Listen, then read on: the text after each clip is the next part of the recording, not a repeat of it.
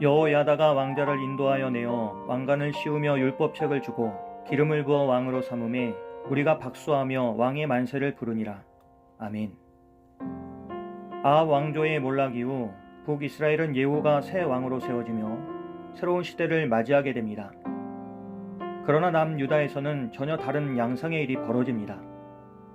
예후가 아합의 후손들을 제거하는 과정에서 그 피의 영향이 유다 왕가에도 미치게 되었고 그 결과로 아달랴라는 여인이 등장합니다. 아달랴는 아합 왕과 이세벨의 딸로 유다 왕 여호람의 아내이자 아하샤의 어머니였습니다. 그녀는 아들이 예후에 의해 죽임을 당하자 자신의 권력을 지키기 위해 왕족을 모조리 제거하려는 끔찍한 결정을 내립니다. 하나님이 다윗에게 주신 언약을 짓밟으면서까지 그녀는 유다의 왕권을 자신의 손에 쥐려 했습니다. 하지만 절망의 그늘이 짙게 드리운 그때 하나님의 구원의 손길은 여전히 움직이고 있었습니다. 아달랴가 왕자들을 죽일 때에 한 아이가 극적으로 구출됩니다. 제사장 여호야다의 아내이자 아하샤의 누이였던 여호세바가 갓난아이 요아스를 몰래 성전의 골방에 숨겨 보호했던 것입니다. 이처럼 하나님은 인간의 악한 꾀와 권력의 탐욕 한가운데서도 자신의 언약을 지키기 위한 길을 마련해 두셨습니다. 그렇게 요아스는 6년 동안 성전 안에 숨어 자랍니다. 겉보기엔 나라의 등불이 꺼진 것처럼 보였지만 하나님은 그 한 생명을 통해 다윗 언약의 줄기를 지키셨고 구원의 역사를 멈추지 않으셨습니다. 그리고 7째 해에 제사장 여호야다는 조용히 행동을 개시합니다.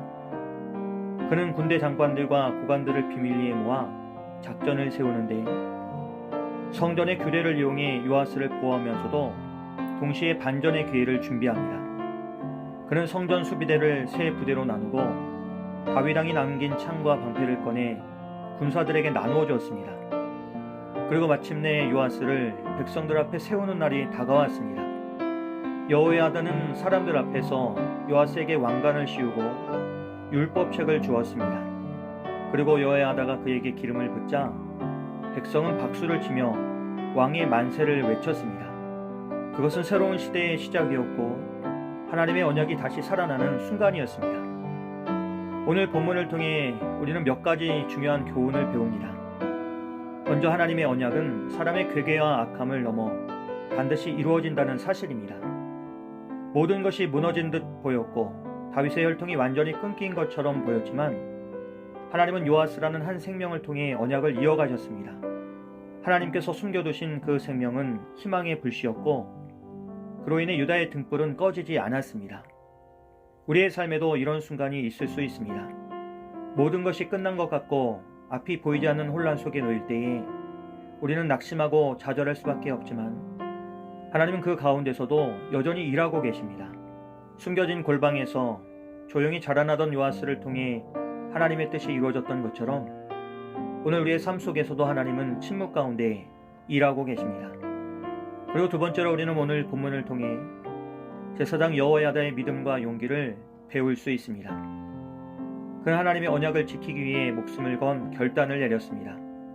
아달랴는 권력을 쥔 여왕이었고 요아스를 왕으로 세운다는 것은 명백한 반역이었습니다. 그러나 여호야다는 두려워하지 않고 하나님을 향한 신실한 믿음으로 행동했습니다. 우리도 하나님께서 맡기신 자리에서 여호야다처럼 믿음으로 행동해야 합니다. 눈앞의 상황이 아무리 불가능해 보여도 하나님의 뜻이라면 믿음으로 한 걸음 내디뎌야 합니다. 그때 우리의 작은 행동, 작은 순종을 통하여서 하나님은 놀라운 일을 행하실 것입니다. 그리고 마지막 세 번째로 오늘 말씀을 통해 우리가 배우는 것은 다음 세대를 향한 책임입니다. 요아스는 성전 안에서 자라났고 말씀과 기도의 공간 속에서 보호받았습니다. 믿음의 후대를 세운다는 것은 단순히 교육을 시키는 것이 아니라 말씀의 공간 그리고 기도의 환경에서 그들이 살아가도록 도와주는 것입니다.